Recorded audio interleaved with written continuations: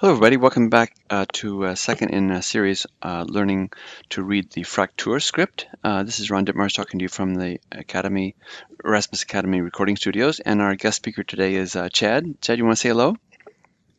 Hello, Ron. Great.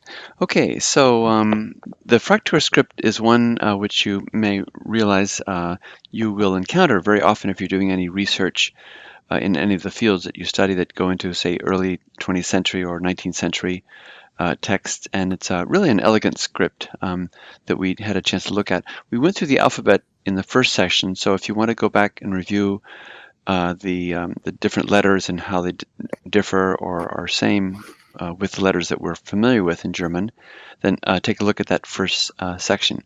This is just a picture with I don't know exactly what town this is or city, but you see the Fraktur script there. And another example of that, and a third, and this is the section where we're going to read today. It's called the Romanticism, and basically these are easier texts because our real focus is to identify and get used to the letters and to recognize what they are, as opposed to going into heavy grammatical analysis. So these are fun texts. This is on the Romantic movement. And what we will do, as always, I'll read the text out loud, and Chad will repeat after me. Please read with him to get a feel of the sense and the sound of the language and the words, especially as we're trying to identify the right letters and what they mean and how they sound. And then I'll ask Chad specific questions about the grammar as we unpack the meaning of the sentences together. Okay, you all set? Let's see if you can see this sign here. Good. Okay, it's yellow. Orange. Orange. All right, let's do the first sentence. Here we go. Die Romantik war eine ästhetisch-literarische Epoche. Everybody? Die Romantik war eine ästhetisch-literarische Epoche In der Literatur verschiedener europäischer Länder.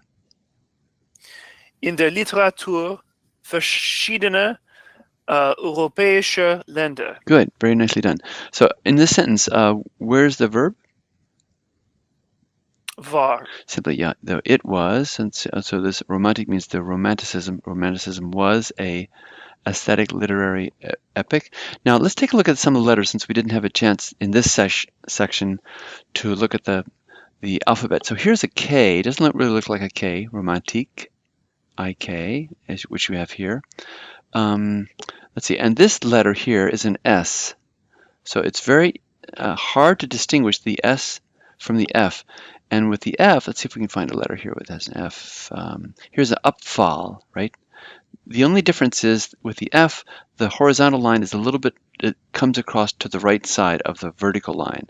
Whereas here, the S, there's no vertical nor horizontal line coming to the right of that, the vertical line. Here's another S here. So aesthetic.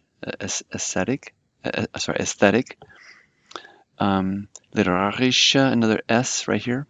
Hard to distinguish at first. Okay, CHs are sort of written together in the Fraktur script. So the words is epic.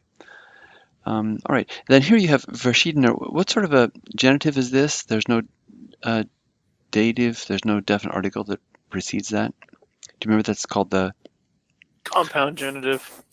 Compact genitive. So compact meaning compact, sorry. there's no dame here or dane, lendern, of different. This means different and European countries. Okay, you want to translate that sentence slowly for us? Sure. Romanticism was an aesthetic literary period in the literature of various European countries. Perfect. Okay, going on. In Deutschland dauerte sie von ungefähr, up to there. In Deutschland dauerte sie von ungefähr 1790 bis 1840. Bis 1840. So they read these 1790 and 1840. Okay, good. Where's the verb in the sentence, Chad? Dauerte. Good. And this is a strong verb or a weak verb? It's a weak verb. Yeah, te is added, no vowel change going into the past tense. So let's say this looks like a T, doesn't it? So this is really a capital I in Deutschland. Here's another S. It's like some other letters that and dauert the Z. What does the Z refer back to? What is its antecedent? Die Romantik. Good. So all the way back to here. This is its antecedent, die Romantik, the Romanticism. So in Germany, it lasted. So Romanticism lasted. And this is approximately an adverb. Ungefähr. There's an F there. Okay. You want to do that sentence slowly? Sure. In Germany, it lasted from approximately 1790 up to 1840. Okay, going on. Sie ist gekennzeichnet durch einen Abfall von, just up to that point. Okay. Sie ist gekennzeichnet durch einen Abfall. Okay, let's take a look at some of these letters here. Here's another an S, but here's a K. It really doesn't have its vertical line coming down to the right, but this is a K. Here's a CH written together. Durch einen Abfall. And this is, what letter is this? It doesn't look like it, but it's an A. It's really an A. Yes, It means a falling away from, and this is actually an F, so an Abfall, falling away from or revolt against, you could say.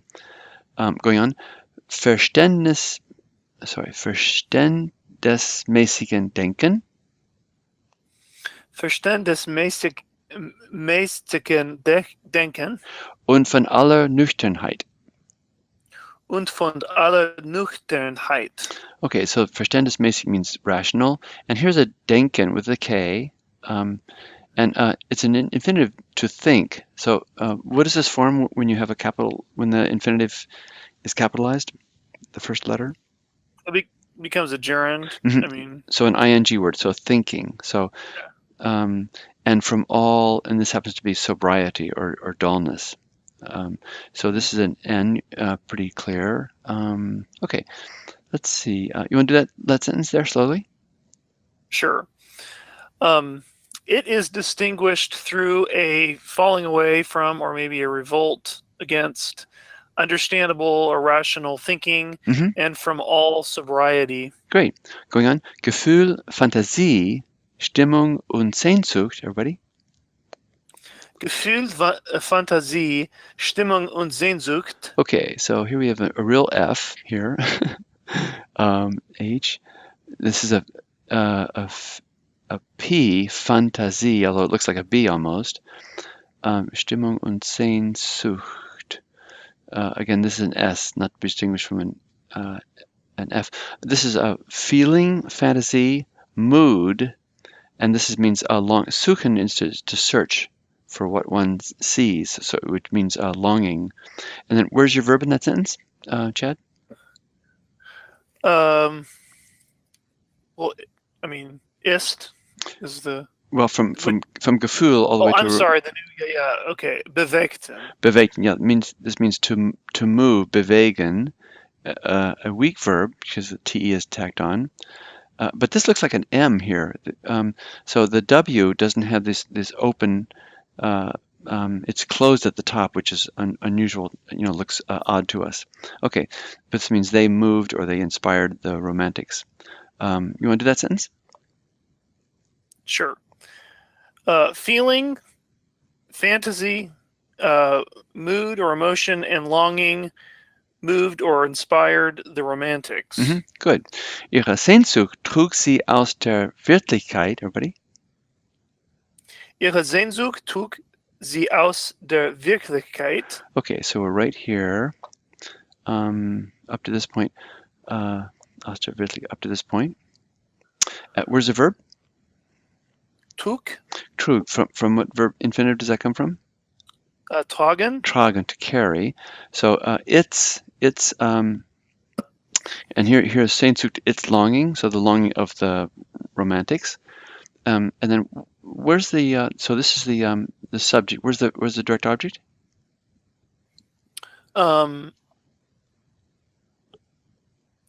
Z. Good, yes. good. Yeah. So their longing carried them simply, or carried them from the reality, And then going on, in eine glückliche Vergangenheit und in ferne Länder. Everybody? In eine glückliche Vergangenheit und in ferne Länder. Great. Okay, so this is lucky or blissful, glücklich. And what sort of accusative is this? What do we call this? Directional accusative. Yeah, instead of a dative, accusative indicates motion towards something. So this is into a, you have to translate it most properly, into a lucky, fortunate, I don't know, you had another word for that. Well, I think the idea is idealized. Yeah, I mean, exactly. It's Yeah. blissful, maybe. Into a blissful past. And then here's another directional accusative, and into distant lands. Okay, going on. Das Geheimnisvolle und Unergründliche, everybody? Das Geheimnisvolle und Unergründliche.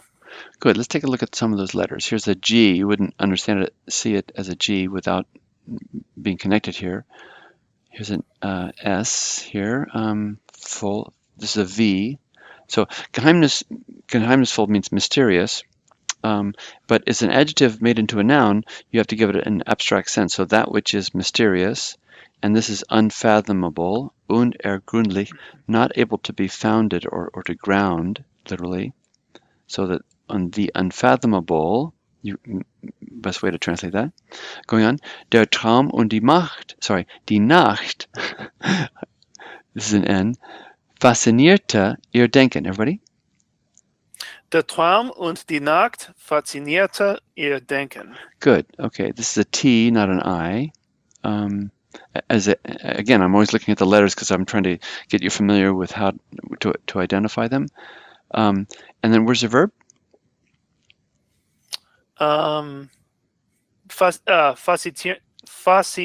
Good grief.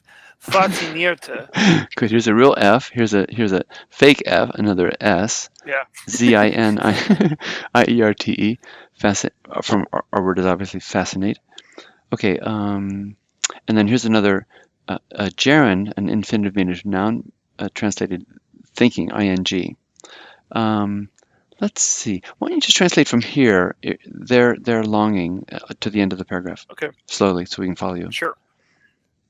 Their longing carried them out of reality into a, let's say, blissful past and into distant lands. Mm-hmm.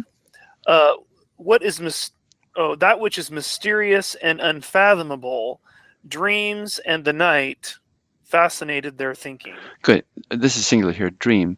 But now this is a singular verb, but which means that this sentence is construed as taking all these four elements sort of collectively. So great job in translating, and thanks so much for your comments and everything. So thanks so much for tuning in, and talk to you later. Thanks a lot. Bye-bye.